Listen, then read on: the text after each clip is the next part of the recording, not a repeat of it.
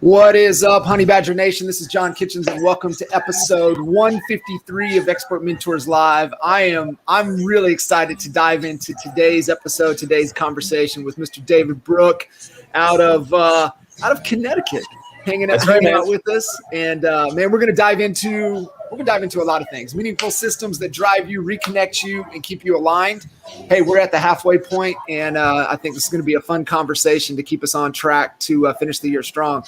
David, what's up, man? Say hello to the Honey Badger Nation. What's up, Honey Badgers? Yeah, man. So pumped that I'm on this. Like, I've heard like so many good things about you, and so this is great to get on here.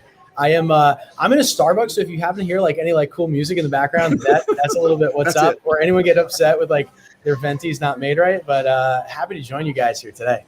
Yeah, I'm glad you could carve out some time and jump in here with us, and cool. I know you're going to add a ton of value. I mean, you guys are rocking. I mean, you know, I know what 500 units a year looks like. I can't imagine, you know, where the trajectory you guys are on. So I'm really excited to jump in. I would love for you to just a little background, a little bit about yourself to share with everybody tuning in. Sure. So I actually started kind of doing like construction and got into the real estate appraisal industry. My father is in that industry. And he was like, hey, come help me out with some tech stuff. I was like, okay. So I helped him out with some tech in the background. And then I actually ended up liking it. And I was like, okay, this is really cool. Like I get to like learn about real estate and property valuation stuff. Got into that and started running it. And I thought to myself, man, this real estate industry is kind of like, it's a little wonky. I feel like it could be done a little better. And so, you know, this is the hubris coming out, right? Like I feel like I could do this better. Ended up getting into real estate and thought like, oh man, I'm just gonna be selling homes left and right. And it was really challenging, man. Like my first year, I made 19 grand. I was like, this is a little tough, right? What am I doing? Yeah, what am I doing, man? So I ended up just like, I think I probably can bring the most value to people because I think I've done all the wrong things. And then I just end up telling people like, hey, don't do this. Like, here's what I found out does work. So, and I'll just fast forward a little bit. We ended up joining a company and starting a real estate team about 6 years ago. And that team has grown from like being a little tiny broom closet with 3 of us. And now it's a team of 38 agents and 7 admin on the team. And we did about 132 million last year, 517 sides. And this year we're on a trajectory of somewhere in the 700 to 800 units. And we're really pumped. We're halfway through the year, man. And I'm still on fire and committed to our goals. That's so freaking awesome, man. Yeah. Talk to me a little bit about, 3 in a broom closet and kind of what clicked for you to be like, hey, we can do this bigger and we can do this better. Yeah. So one of the things that I think is a massive boundary or barrier of entry to people getting into the team space and starting to do their own team is, first of all, it's like this imposter mindset. They think to themselves, I don't know if I have what it takes in order to be this team leader, right? Like there's this elevated pedestal that kind of happens out there in order to do that. And that's actually not true. What's necessary and what I saw a lot of teams do poorly was they didn't actually define their value proposition and what they stood for prior to actually jumping out there. It was more or less, hey, you know what? I'm a team leader. I self-appointed myself. I am going to, have a collective of agents that surround me. I'm going to buy some online leads and we're going to call ourselves a team. But it wasn't actually any offering to the real estate team agents there to make their lives better and to provide them with a better way in order to do business. And also for the consumer, it wasn't a better way for them to do business. It was just simply, okay, you're going to deal with this other agent who happens to be a team agent. But, when the sign goes up, it's going to be somebody else's name there. And so I looked at all the ways that it was being done well and the way it was being done poorly. And we just kind of crafted around trying to make a value proposition to agents and to consumers in such a way so they had the best experience everywhere. So that's how it started. It's like just 3 of us in a broom closet. I was renting a very, very small space. And from there, I just worked on my process of being like, where am I like providing value to my team agents and where am I not? And where am I doing it really well for my consumers and where am I not? And we got like almost religious about like being self-aware, trying to be self-aware, and then re-looking at ourselves through some accountability, whether coaching or whatever, in order to grow that process. Well, when we ended up doing that, those team agents, I never placed one recruiting call, not one recruiting call, John. It was crazy. Those team agents had great experience and then told other people, and then more people came to the team that way. And we've just tried to keep an open door policy to say, hey, how can we be better every single day? Which is why we put this phrase of demand excellence on our walls everywhere, and on all of our, marketing material. What does that mean to you? And what do you, when you explain that to people, demand excellence, like what does that stand for? What does that mean? Yeah, what we find out from ourselves is like there's like getting by. Like we know what getting by is, and we're tired of it, right? Like we show up, we like see, like a billboard of a hamburger, and we go to that place to get that hamburger. And then it's like, you ever have that where it's like, here's the expectation and then here's reality. And it's like, it's very different, right? Like here's reality and here's Instagram or whatever it is. And it's like totally different. What we're suggesting is that for ourselves as real estate agents, we are going to demand excellence of ourselves in every part of this real estate process so that ourselves and others have an amazing experience. And we want and invite our customers into that process to say, it's okay to demand excellence in this process from us because we're open to that, to be the best that we possibly can. And by God's grace, we realize the number one spot in the state of Connecticut for number of home sales. And I think it's demand excellence and that humility that will continue to keep us there. No, I love that. So when you were developing that value proposition, or what was the inspiration to know that, hey, this is the direction we need to go? Was it a model, a mentor, pops? Yeah, like what was it that kind of that inspiration? Yeah, I don't know if it was necessarily like a mentor or anything that like again, I've just failed a whole bunch. And then I just kind of like look back and say to myself, like, hey, how could I do this better? I would want to be in any circumstance, whether I hired an attorney, whether I went to a restaurant, like whatever I was doing, I would want that service to be excellent. And what does that mean? That means excelling, meaning not just getting by, but actually like being at the top. Because if I'm going to pay for a service, I just want the best. We do this all the time. We like jump on Amazon. We're like, okay, there's 40 different products. I went last night, I was going to get a calendar for like my kid. And I was like, okay, there's like 40 different calendars. Which one's the best? How do you know what's the best? How do you know it's excellent? Yeah. You got to look at the reviews and everything else. And like, so the idea is like, I want to create a company which strives to be at that number one spot, not just for the number of sales, but for the experience that's provided there. So I thought to myself, like, what would I want? I would want to demand excellence like every time and basically say like, I want an open door that if I'm not demanding excellence, it's going to be well recognized. Not somebody just goes like, hey, sorry about that, and like move on. You're not a number. And I don't want that for any of our customers or agents. And so that's the culture that we're looking to strive towards. What were some of those early days, right? 3 to 10 to 15 to 20. Like what I'm speaking head count. What were some of the biggest lessons learned kind of as that growth was happening? Yeah, I think you got to really define what you want to do, like where you want to take the company. I met with a guy yesterday, wonderful guy. He's an independent broker, and he said, well, I drink, they're trying to build like this, international company, but they're still a young group. I think we can get a little ways away on that. But one thing that I did wrong was I didn't look out like 5 years. Or 8 years as much as I probably should have, because I didn't, maybe a little bit of imposter syndrome. You didn't think it would grow that far, right? And so like I thought to myself, well, just one admin will be fine, right? But in reality, when you grow to a certain level, you actually need way more support in that process. And like, by the way, I need to have the money in order to pay for good people. That was another thing too, is like the estimation of the cost to have good talent around you, like should never be underestimated. Like it's surprising, John, how much I see where I'm like, okay, like good talent actually costs money, right? Yeah. It really does. Yeah. And at least it's been my experience. And so, that was probably a thought process that I was like, like, oh yeah, it's a $15 an hour job. And I was realizing like, wait a second, if you want the person who's going to show up like they care about it, that they own it, that it's theirs, there's like ownership to that process, then you absolutely need to pay for that. Right. And that kind of stinks sometimes, like when you're like, it's 15, right. So that was a part that I had to own. Another part that I had to own was like, everyone is motivated by being a part of a company in a different way. And recently I just wrote that out for our team of like 20 realizations that people can have, like whether they're, looking to, attract other agents or whatever, like there's 20 reasons that I came up of like why somebody actually joins an organization. And it could be as simple as like, you know what, I want healthcare, I want good leadership, or I want a diversity in an organization, or whatever that is.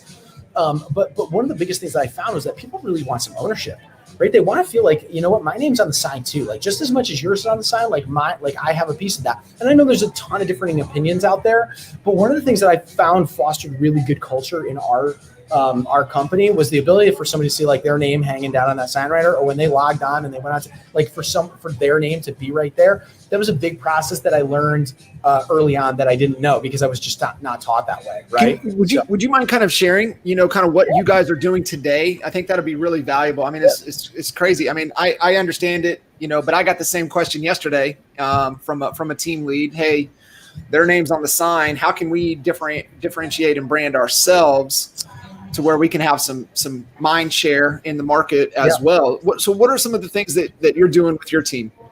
So I'm probably like the most like liberal guy on like this side. Like I believe like, take this with a grain of salt, nobody cares about David Brooke, right? Like nobody cares about David Brooke. In fact, like they might not even care so much about EXP. They care about they care about like one of my team guys, like Lou Raven. They care about one of my guys, Max Castro Giovanni. They care about like Danielle Terrell. They care about Winnie Lord. They care about like, those are the people who they care about. Those are the people who they're doing actual business with. Okay. And so like, it is kind of interesting for the consumer. Take it away from yourself, take it away from your business. It's interesting for the consumer when they say, hey, you just showed up and like the person helping me and the person who I want to like benefit from this, their name doesn't hang at the bottom of the sign. And that was just my own opinion. Like, I know I've talked to team leads all across the country. They're like, no, dude, like it's my name on the sign and it's EXP because they're the broker on that. But I think for my consumer, at least here in Connecticut, like they wanted to see that sign writer with, Lou Raven and his face on that so that they could give him a call. They wanted to know that like, all right, if Danielle Terrell lists a property, like it's her face there.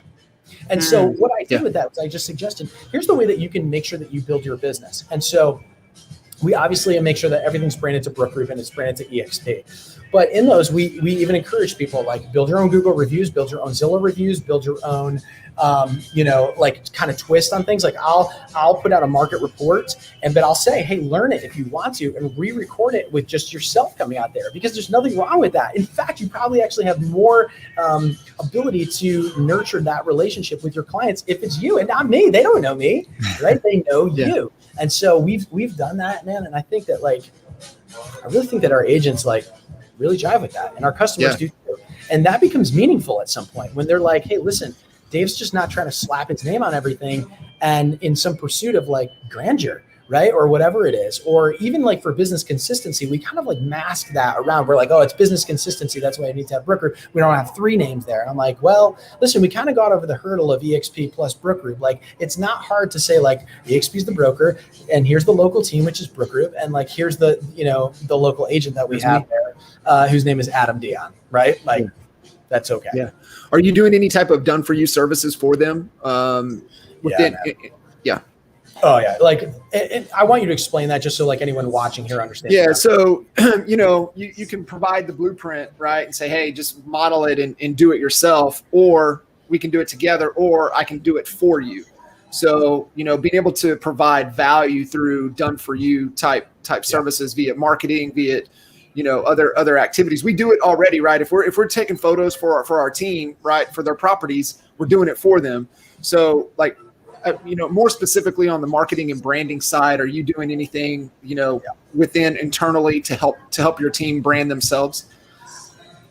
So yeah, man. I mean, that's a huge thing. What we do is on the branding side, we try not to we try to keep it consistent, obviously, with on brand, what Brooke Group looks like. It's a very clean, sort of finish to it. So we try to keep that consistent. But the done for you services, here's my opinion. John, I am really good at getting in front of a group of people and teaching on a subject relating to real estate. That's what I'm good at. I'm really good at sitting one-on-one with individuals and helping them see the bigger picture of their lives and how that they should take down certain barriers and go after and achieve their goals. Those are things that I'm really good at. Here's what I'm not good at, John. I'm not good at going into a house and telling you which type of gray you should paint on your wall. I'm really not good also at keeping things organized with my own a transaction behind the scenes. I'm not. And you know what? Here's what I found out. I did personality tests with my whole team. I did Enneagrams with my whole team. I did all this stuff. And I realized that there's this certain thread that kind of goes through all that. And people who are sales agents tend towards this certain wing where they're like, hey, I'm not really good at that. That's what I 100%. bolster around the done for you services.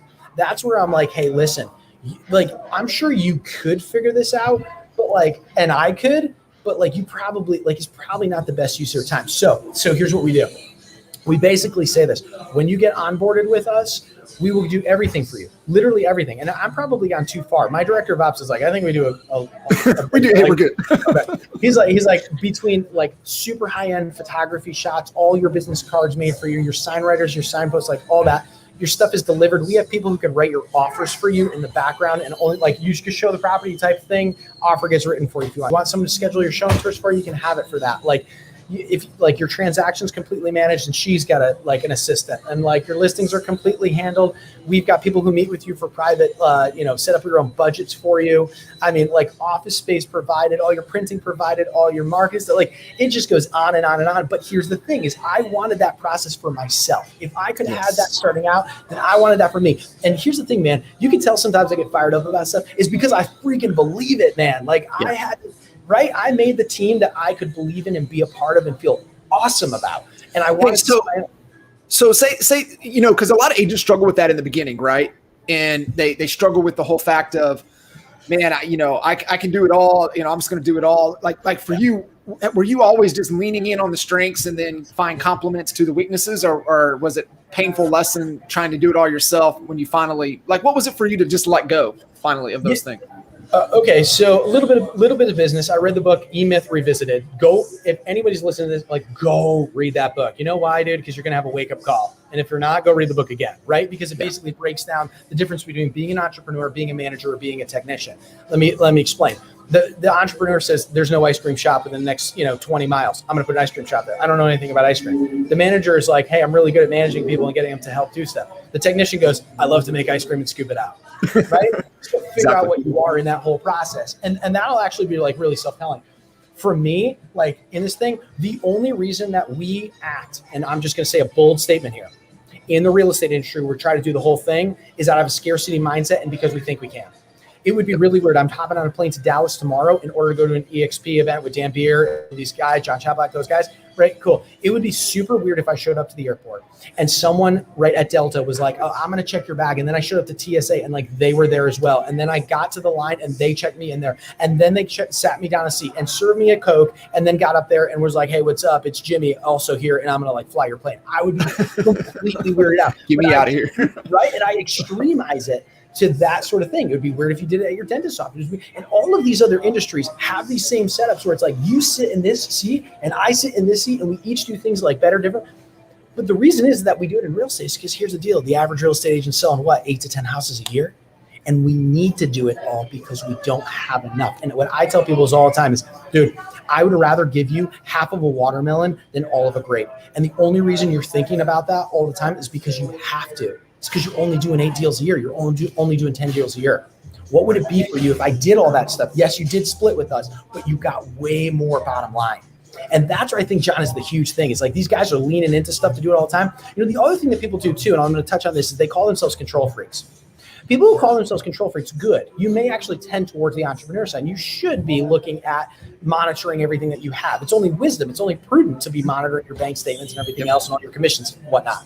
It's a weird thing, though, to think I am the only one who can do this the best. That is not correct.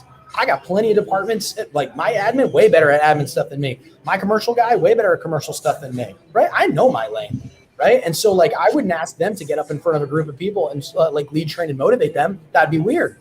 It's also weird for me to think, oh, dude, I can do it everything myself. And that release of control actually happens through maturity. I agree 100%. Do you have anything like that you take your team through to help them understand what they're really good at and understanding, hey, this is your lane and this is what you're really good at and like owning it and knowing like with certainty that that's their lane, that they can go all in on it? Yeah. So like some of that is maturity, right? Of like thinking through that, like, but let me give it to you this way.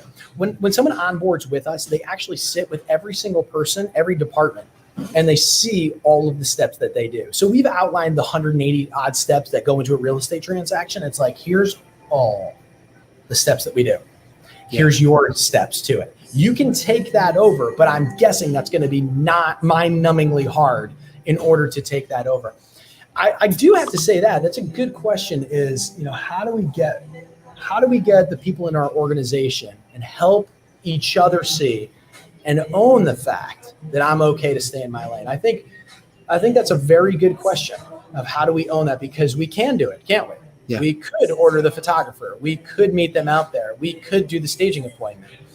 Is it necessary? Probably not. Is it actually helpful? No. But is it permissible? Sure.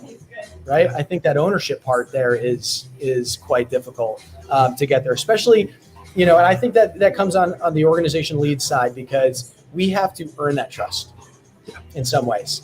We have to demand excellence of ourselves so that our departments are doing it, because we can easily lose that trust. Right. If our admin side doesn't do a great job on this, then it's all the more reason for the real estate agent, the team agent, to say, I kind of want to take that back. Right. I want to make sure that I do that on that side. But is it valuable for them? No. Is it valuable for us in a place that we can learn, a lot about each other if we're just honest? Yeah, that's a good space. Man, I think that also for you comes back to your culture of demanding excellence and really policing it amongst the culture, right? To where you've got everybody holding each other accountable. Is that kind of from a culture perspective, when you say demand excellence, has that taken accountability to a whole nother level? Yeah, man. I mean, I'll tell you this, I don't know any NBA team that doesn't have a coach. I don't know anyone in the Olympics that doesn't have a coach. I don't know anyone who's actually truly successful that doesn't have coaches. Only people who just complain, they don't have coaches. Right? Because they don't want what? That's maturity. It's to say, you know better than I, or at least in this area, I would like for you to hold me accountable to this action. And you can be peers and still be accountable. There's nothing wrong with that. That's actually encouraged. But I think with us, what I realized is this. I personally, nor any team lead out there, nor any organization head can be all things to all people at all times. And that's the key. So the organizations that I find that are more all of it has some sort of pyramid to it, where there's a smaller group of leadership and then the larger group, right? That happens all the time. But the idea that every person be a direct report to one person is actually exhausting, right? And there was a lesson that I actually learned once, when I read the Bible a long time ago, where that happened to Moses, the guy, right? The guy. He's probably a lot better than anything that I could ever do, but it happened to him, and it was exhausting. So the idea was could we get mentors in place in our group, in our organization, that actually were experienced, cared about it, showed maturity, and were able to help people who are newer in the business. And what ends up happening is a new guy like Phil comes in and he gets someone like Lindsay Kaika on the team, and Lindsay's like, hey, let me show you the way on how to do this. He's like, I forgot. I met with the admin about the process for going through .loop or writing an offer. Can you help me with that? Can you help me with my valuation? And she's able to come alongside of him and say, listen, I've been there before. I know exactly what to do here. Let me help you through that. And that model of almost this discipleship, mentorship, apprenticeship is extremely valuable. And I think it's completely lacking and almost devoid in most of our industry. Because here's the thing, man, is I can get you to sign on the line that is dotted. I can. I know it. I'm good. I can get buyers and sellers to do stuff. But here's the thing. It's what's left afterwards. It's the experience afterwards that matters. That's the difference between the agent actually being I'm completely lost here, and the agent going, oh my gosh, I get it. I'm bought in, I'm plugged in, and now I'm fired up, and I want to share that with other people. So that's my mission. I love that, man. Is within that mentor program within the organization, is there some compensation there for them, additional compensation for the mentor side of things? Dude, you know all the right questions to ask. You've probably done this before. You've probably answered all of these things. Okay, so we you're like, yes, David, I have developed all of this before. You are a repeat of my program. So no, we actually have this mentor program that we developed, and I felt like it was like this. And EXP gets this. As much as altruistic as I would like to think that I am, people spend their time and their money on the things that benefit them. I'm sorry. Compensation drives behavior. 100%. Dude, I'm so sorry. It's just, that's how it is. So until I become the perfect human being and I just want to benefit people for the sake of benefiting people, I can strive to that. But what is a probability is that if I bonus people on a certain percentage of a mentee's production, if I do that and do that well, guess what? It's probably going to be beneficial. So we basically do a 12 to 18 month program for a mentorship. Then we have a review call to make sure it's good. If you want, you can literally create a subset, like a squad within the team. And if you do that, it's in perpetuity. as long as you want. Because here's the thing, there's no benefit for people going back out, feeling alone, not having accountability, et cetera, right? There's only a benefit to staying in community. It actually builds, it's funny, man. You'd think that it would build like cliques. You thought that it would build that. It doesn't, man. It actually builds like this sort of like cool camaraderie where like people like vibe with their mentor and like, it's great. So it is. That's what we so found. Cool. So 12 to 18 months is kind of what you'll kind of run that through. Well, here's the thing, man. It's like, we've seen the runway for a new agent to get started. You're obviously like way farther along. You've seen a lot more agents than I have. You know the guys who come right out of the gate and start closing deals in their first week. You know that. Yeah. Fine. There could be a lot of factors to that, though, John. There could be, I was in the industry before. I got a lot of connections. I just happened to time it right with friends, family, and otherwise, whatever. Maybe they hit an open house and every one of those are unrepresented buyers who are ready and willing to buy. Like, you don't know. Right. There's also the guy who's very capable, just kind of hit a bad streak. And it's really hard to tell who's going to produce within that first 90 days. You'll start to see by the efforts. But some people have a longer runway. So what I've done is I said, listen, I don't want my mentors to go in and just like crush it and be like sweating for like, 6 to 9 months training our guys. And then the mentorship program ends and so does their compensation. I want that to continue through at least to that 18-month so they feel that. And if they do a really good job, I want the mentor and the mentee to have an existing long-term relationship in perpetuity until they decide otherwise. And the only reason that would happen is if the mentee wanted to say, you know what, here's the thing.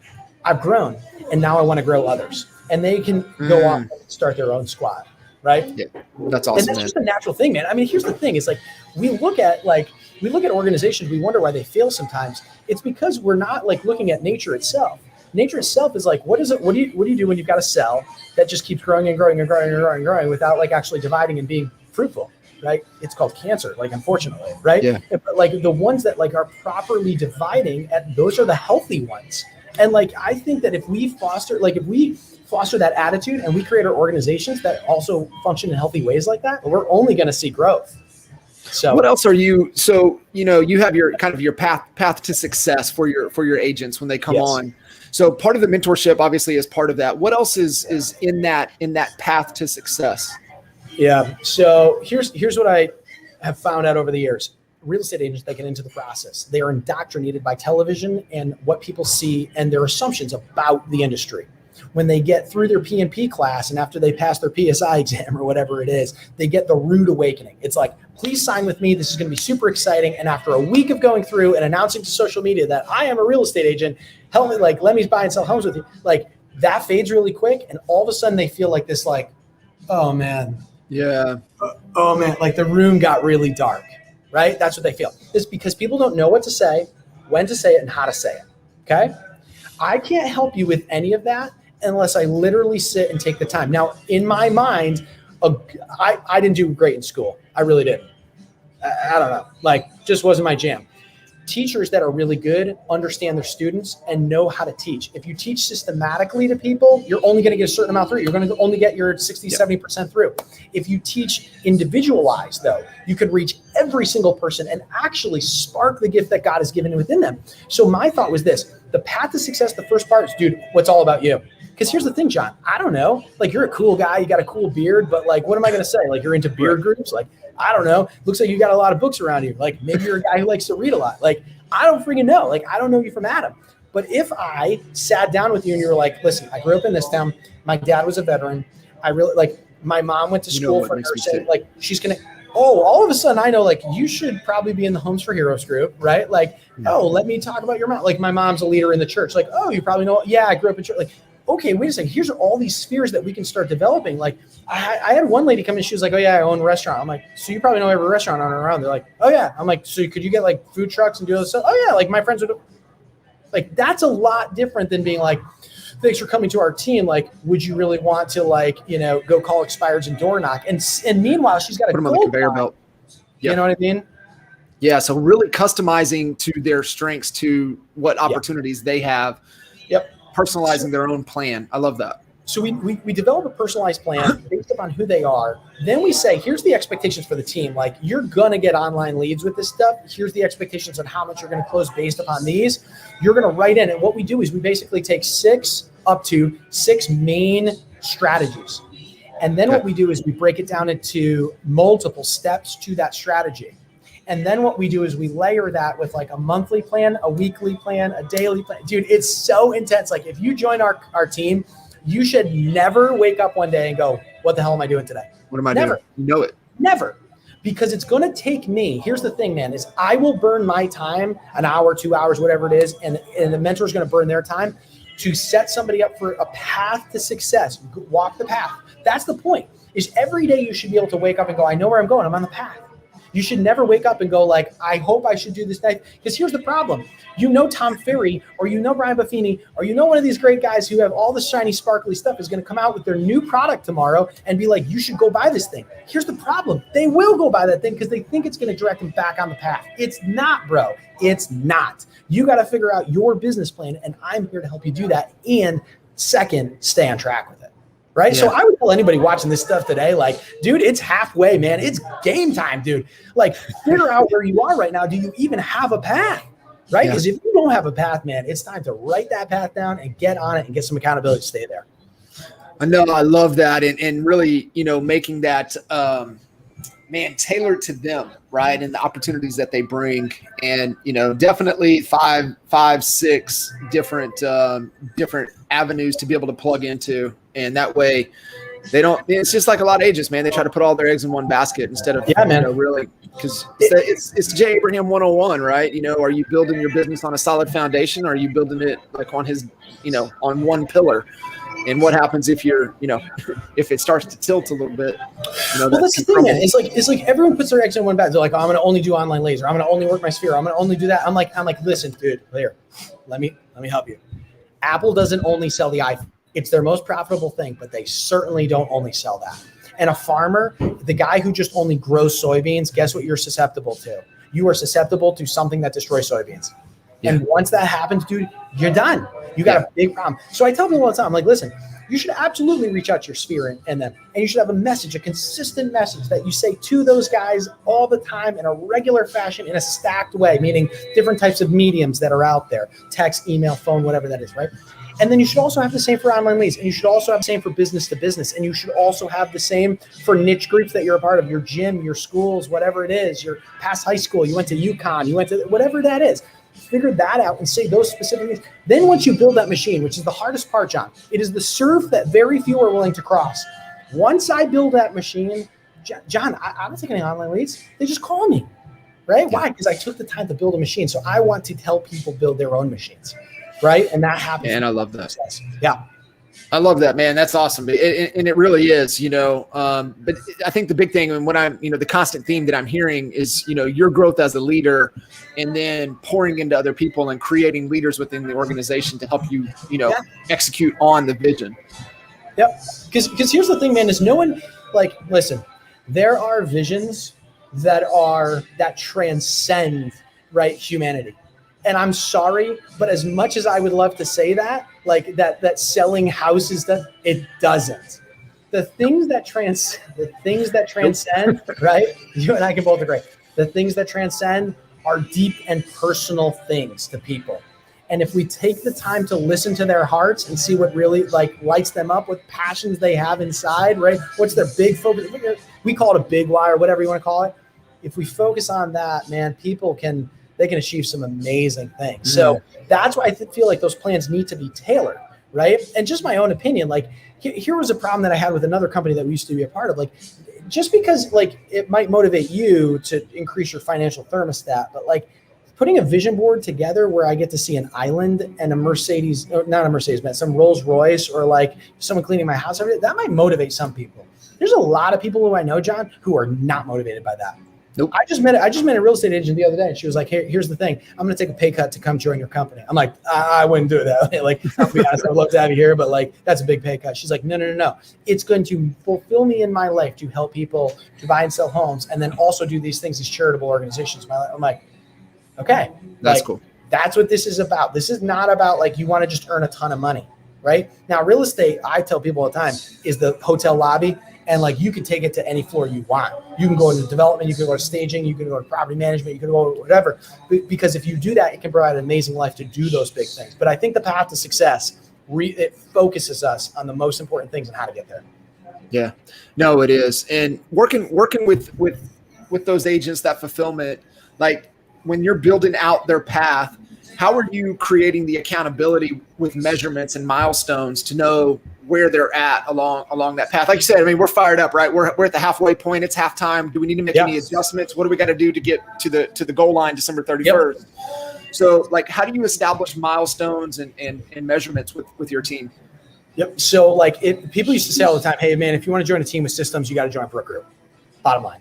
So we're the guys who are like, when you develop that whole plan with us, we take that as a PDF and we pop it into this dashboard. So we use this program called Smartsheet. Look, you can use Google. I don't care what you use, right?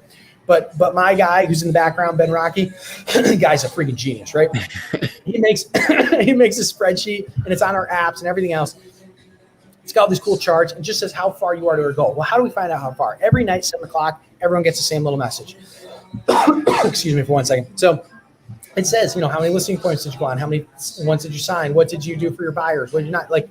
And so it's itemizing all that and it's breaking down your goals into these manageable steps. And if we can get down the steps, we can get down the whole mile, right? And so we're checking in on those and the mentors are checking in every single week. And then we're checking in every quarter. Got it. Man, I freaking love that. Yeah. That's, man, that is, it's having that visibility, that accountability, but having somebody that's going to check in with you and hold you accountable is key. How do you, I would say the force of distraction is a real thing, right? And so, you touched on all the shiny objects and most agents gravitate to them. Yep. How do you help your team and more importantly, yourself stay focused and not let the old force of distraction grab you? Well, that's true. I mean, here's this crazy part that we're in right now, right, John? Like the whole industry is always in flux. So it's like, how do you tell the difference between like a distraction and a necessary pivot, right? That's like really tough these days. It's like, okay, we're rocking with Zillow, we're rocking with like Realtor.com, and like Realtor's like, cool, we're doing Op City now. And then all of a sudden, like Zillow's like, hey, cool, we're doing Flex. And it's like, oh crap, like that's going to affect our families, all of us, right? Like how we do business. And then so you shift into other avenues. And then, what's another one? Like, hey, I know a person, like door knocking was like massive for them, right? Open houses were like massive. This girl that joined our team. And that goes away. Right? Like, and it just goes away. And you're like, okay, what's the difference between a distraction and a necessary pivot? A necessary pivot is something that helps you reach your goal because one of the steps that you agree to, one of the strategies that you agree to fundamentally changed. I can't do door knocking in a pandemic. I just can't. Like, I might not be able to work online leads like I thought I did because the financial structure changed too much, like whatever that is, right? So I'm gonna have to pivot. The distractions are something that say, this could be a good opportunity, ... may not be proven, may not be that. That's my responsibility as the lead in order to sift through that. My responsibility is to refocus guys on the team and say, this is what you committed to doing. Why are we even looking at this? Are we looking at it because we've actually exceeded our milestones, we've exceeded our goals, and now we want to add to this? Or are we thinking that that's going to supplement us in the places that we haven't already done steps? If it's on the supplementation side, then it's a no. Then it needs to go and refocus back at that thing. Because if it's still good, John, it's going to be good again in another 6 months once you hit your goals. Yeah. Right? That's the problem.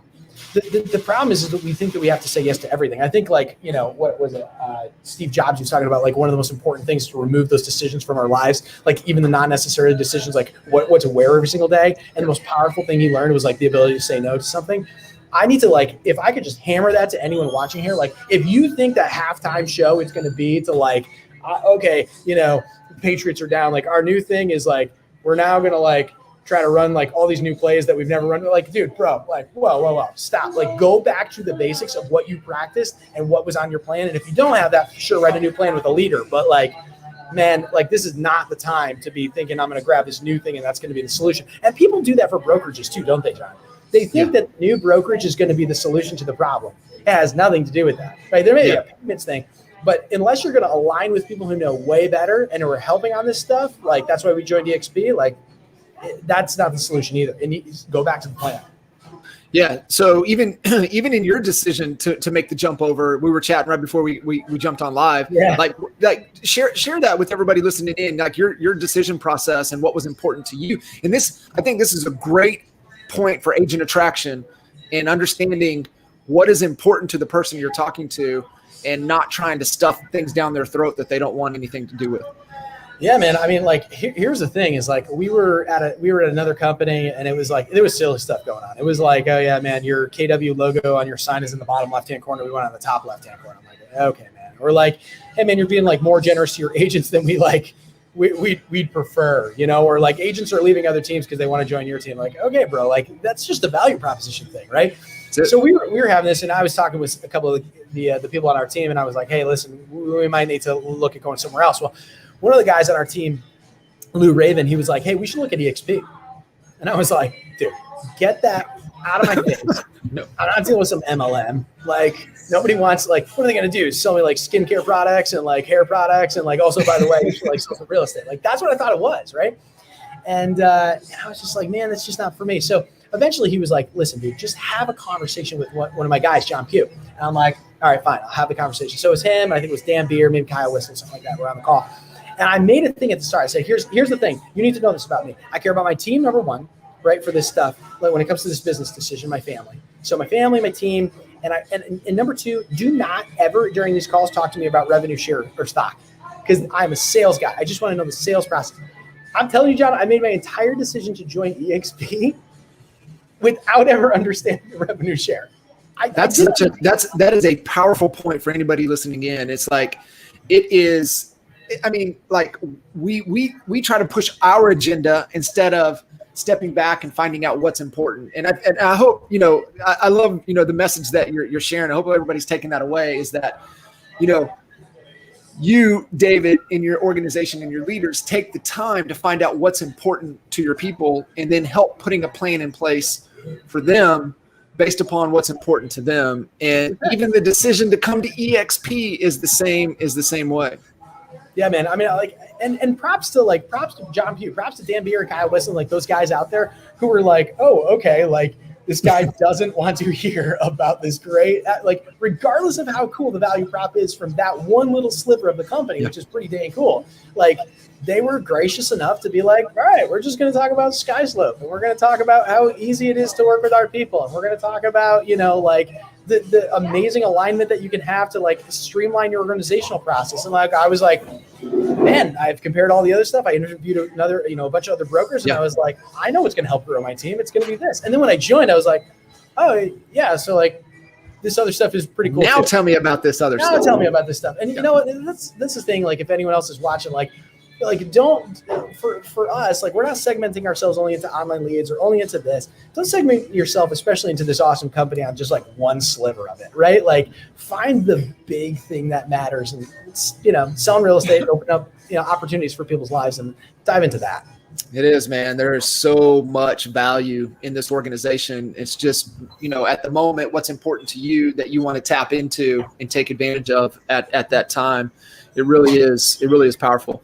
Man, what over the last 12, 18 months, I mean, your part of the country has been a little bit different than us here in Texas. It's like nothing ever changed. So, like for you as a leader during that time, what were some of the things that you did during that time that you're seeing carrying you forward? Because, I mean, like I said, I know what it takes to get to 5, but beyond that, it's not what you're doing today. It's the things that you've done over the last 12, 18, 24, 36 months that's able to build the foundation to get to here. But over that last 12 to 18 months, what was some of like, man, if you reflect back and you go, man, these were some really powerful decisions that we made that is propelling us moving forward. What would be some of those? Yeah, I will never forget that.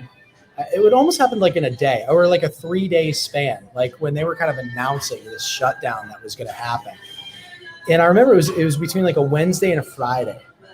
And by that Friday, there was a notice that went out that was like, hey, all real estate's going to stop. And I remember the amount of phone calls that came to my companies, like lenders, it was attorneys, it was my team agents. And it was, it almost, it rocks you to your core, and you had to fall back on character. You had to fall back on some sort of hope, right? Manufactured or not. And for myself, I think what we needed to do is to lean into some of the culture that we had built for so long, and realize that it wasn't about, hey, I need to get into every single house. It wasn't about,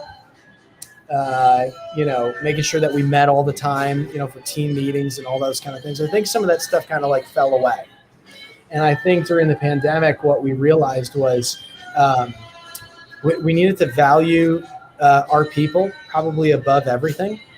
And, some people were comfortable coming into the office. Some people weren't. Some people were, comfortable starting their business up right away. Some people weren't. And there was a lot of different preference with that. And so I think leaning back onto the culture that we had developed for so long was very important, because you never know when you're going to need to use the debit card, unfortunately, and the trust card on culture, right? And that's trust. You never know when you're going to need that. You never know that, hey, something really, really horrendous is going to happen. I'm going to need you to trust me. And that's when you go, I need to swipe and see if people are there. And people were there. Our clients were there. Our agents were there. And they all trusted us. Some of the decisions that we made, I think I needed to let go probably of a little bit more control and give some more control over to admin. And that happened a lot, which was hard for me. I think I needed to give up a little bit more to the mentors, because they were in touch with every single person a little bit more personally than even I could be, right? Like a new person who joined, I may have not been, you still have time, right? Like the 3 years to develop with them, where they actually had that.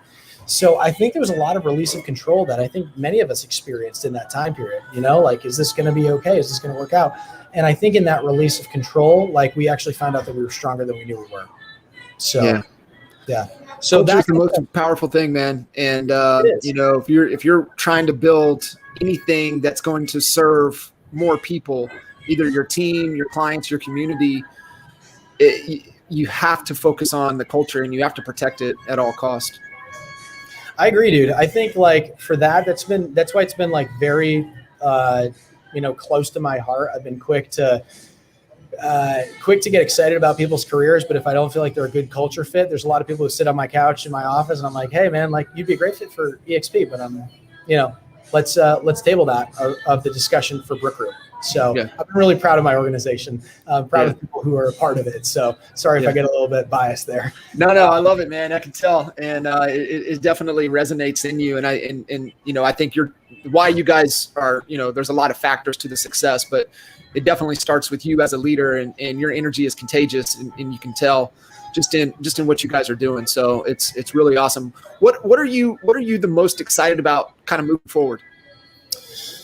Well, we've got this cool ISA department that's coming out with us. So for anyone watching, that's like an inside sales department, and we're pretty pumped about that. So that's happening. We actually hired our first ISA. It took a long time to find the right one, but we did. And it's a tough character to find. We're pumped about her. And awesome. So she starts up, and we've got some, we've got a new office space that's opening up that we're really excited about, which is very cool. I think I'm most excited about when I see some of our newer agents closing deals right now, some big deals, and they're giving their mentors shout outs to be like, oh my gosh, one of our, our team agents, Elise, she just put a $1.9 million property under contract. And she gives Lou, her mentor, a big shout out, hey, thanks so much for that. Or a couple of our agents, Marissa or Missy, giving, Winnie a shout out, or, whatever it is, they're just all shouting each other out. That's what I am probably most pumped about, is the realization that possibly this has gotten to the spot where it can naturally and organically grow because of the people there and the culture that we built, rather than some guy just trying to drive something, right? Yeah. That organic growth is probably what I'm most excited about for the rest of this year. That's so cool, man. And it definitely, it goes back to the work and the consistency and the discipline, years back in the making, right? Yeah. It's how do you get to that point? Well, it's, you go through the process and you really. What are you most excited about, John? I am really looking forward to. We've had a lot of agents that have had a lot of success and a lot of growth, but putting a lot of work in, on the foundation, on the principles, on the culture, on investing in people. Yep. And I know that just even within the Honey Badger Nation and organization, that I'm excited for when the market shifts, because there will be that thinning of the herd, as Dan Kennedy likes to say.